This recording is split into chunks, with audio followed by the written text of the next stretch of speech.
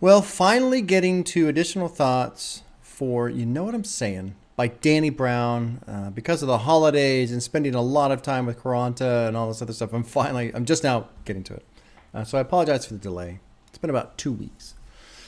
And this video might not be that great in terms of the album itself. I'm probably going to end up wandering off into just additional thoughts on Danny Brown in general. I'm assuming that's going to happen just naturally, but I'll try and stick to the album to begin with. In the first note I have is I put underrated.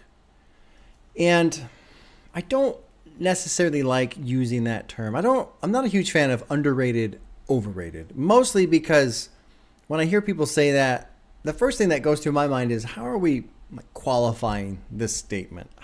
What does someone have to be or do to be overrated, underrated? Because, especially for me, I don't spend a lot of time online necessarily. I'm not reading a lot of opinions about albums unless I seek it out. I just have my own experience. And so when it comes up in conversation, it kind of feels like somebody is saying if it's overrated, it's just something that they don't like that's getting too much attention. And if it's underrated, then it's something that they really like that isn't getting enough attention. That kind of seems to be what it is. So with that said, I feel like this album is underrated. Now, the reason why it's okay when I say it, of course, right? Here's my explanation to justify my own hypocrisy. Whenever people talk about Danny Brown, Atrocity Exhibition, that's what comes up. That one and 30, and then this one too a little bit. And Danny Brown alone, as an artist, he comes up, but not as often. And, no big deal. Not a big deal. I think he should get more attention. But, it's just kind of the nature of the game, right? We can only listen to so much at a time. Naturally, no matter how hard you try, unless you specifically balance out your own listening experiences, naturally you're going to have your favorites that drift up to the top and everyone else will just kind of slide down. But with You Know What I'm Saying, in the experience that I have personally had through this hip hop journey, the albums that have been suggested to me, recommended to me, told, oh, you got to listen to it. It's so good. It's got everything you're going to love and blah, blah, blah. For all the albums I've been told, for all of the, I suppose, intensity that's come with each explanation for the suggestion, I feel like You Know What I'm Saying is just one of those albums that's kind of just a little too under the radar. And I put next to this underrated, especially at 34 minutes. The album itself is so quick. It's so easy to listen to. It's not an investment of any kind in terms of the listener and having to, I got to sit with this for a while. And at 34 minutes, the runtime's already pretty short, but even as you're just going through it, it happens so quickly. It's a great listen.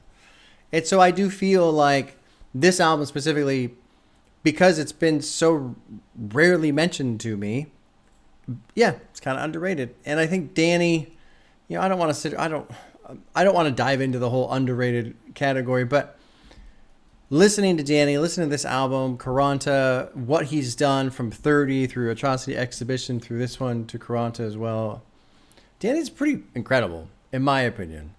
The guy is so versatile in how he seems to be comfortable with everything that he does. It seems like he's totally comfortable being this loudmouth, crazy maniac, while also being totally comfortable with being open and raw and honest and totally comfortable on the probably some of the most difficult beats you can rap over, like on Scaring the Hoes and shit like that.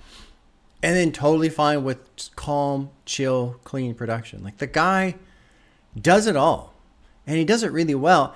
And on top of that, too, his rapping ability, his vocal ability, he's a great writer.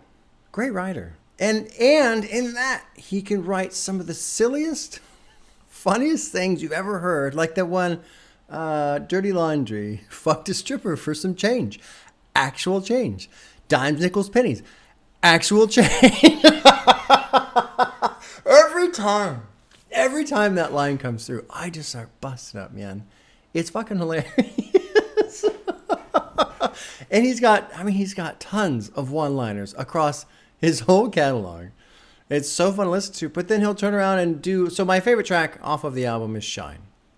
And I like how it's kind of like this chill, calmer beat. It's almost like this meditation. I gotta get what's mine before I lose what's... Or I gotta get what's mine before I lose my mind. You know, run out of time, shine. Just gotta shine. And it just feels like this notion, this idea of just be patient. Allow the process. Trust the process. Trust your own ability. But at the same time, it also feels like this wrestle with doubt. Because when you put in the work and you write these songs and you have these great lyrics and just great songs in general, but it doesn't really catch the way you want it to, the way you think that it should, you know, doubt just crawls right in there. It makes it hard to believe in yourself. It makes it hard to trust yourself. You know, I'm looking at this album right now. This came out in 2019. And every single song is under, 10 million streams. Most of them under 5. And it's just, well, fuck, man. Now, I know Spotify isn't the end-all, be-all of popularity and listens, and there's lots of different ways that, artists have fans and all that kind of stuff. But it's, it's just an indication. It's an indication. And something that has always bothered me since starting this channel, and specifically like going through some Buog tracks, the underground artists that I was doing for a while, or even on albums where I'll listen to a song, it's like, oh man, this is a big hit. It's got 400 million listens. And then, and then 2 tracks later, there's my favorite song with 16 million listens. And it's just weird.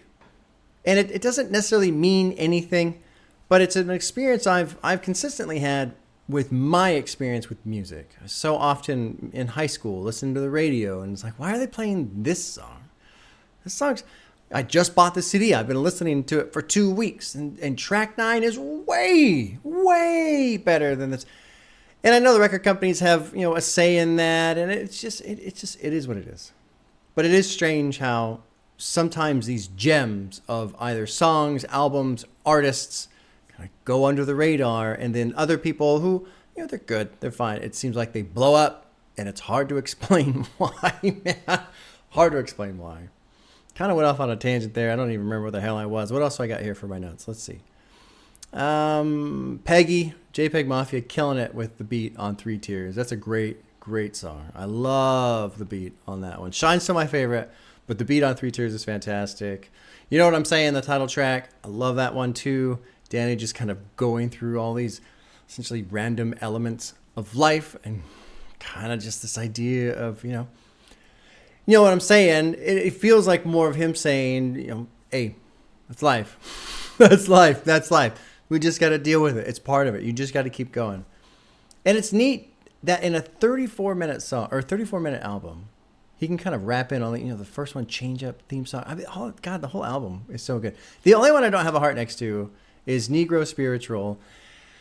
And it's not even that bad, but somebody was talking about in the comments how I guess what JPEG Mafia is doing with his voice on that one, he's mimicking something else, but I'm just not really into how it sounds. So that's the only one I'm not really into. What else do I have? Combat. I have a couple of lines written down. Got more pills than the Olsen twins. God, man. And I don't know. I think that's one of the things I love the most about Danny Brown. He's really won me over. But how he can go from, kind of introspective, reflective, really considering certain things to just saying the silliest shit I've heard on an album. Oh, God. It's fantastic. I have another note. It just says, hopefully he's feeling less pressure now. I was watching interviews. Seems like he's doing better. I said this on the Quaranta Additional Thoughts or album review of I'm just hopeful and excited to see where he goes now. He says he's going to keep making music. He's a little bit older. He's sober. He seems to have kind of gone through a lot of shit. It seems now it's almost like he's got a clear head. And I don't want to say too much. I don't. It sounds it makes it sound like I know the guy personally when clearly I don't know him at all. I don't know hardly anything about him, you know, but just as a fan, I get excited at the idea of an artist like him, somebody who clearly cares about the music he makes, his musical legacy, something he talks about all the time. To see him go through all this shit, and now he is where he is now, and he still wants to keep making music, I just get excited because it's almost like a new chapter.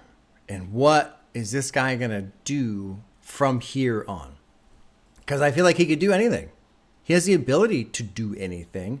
He seems to have the free spirit and the comfort and the vulnerability and the strength to do anything. Now it's just, what's he going to choose to do? I don't know. Hopefully we'll find out soon. Hopefully we'll find out very soon. We'll see. I mean, Quaranta just came out. That was a fantastic album as well. Scaring the Hose was great. I would love to see him and Peggy team up again. He said that they will, at some point, again get together. But, you know, right now they're just kind of working on their own thing, which, of course, you know, you're going to do that. But, yeah, you know, Danny Brown, overall, great artist. He having listened to these two albums the same week, same time, and just going through these, really won me over. You know, Atrocity Exhibition and 30, I enjoyed those. But it's neat to just kind of watch the chaos and insanity settle into what these two albums are here. And I guess I'll leave it at that. Yeah, that works. Know what I'm saying? Great album. If you haven't listened to it, just give it a listen. It's 35 minutes. 11 tracks, 10 of which I have a heart next to. So you really can't go wrong. I can't think of another 34-minute album that's going to deliver as well as You Know What I'm Saying does. Fantastic album. Fantastic artist. And hopefully we'll get to hear from Danny again soon. Okay, y'all. Take care. We'll see you soon.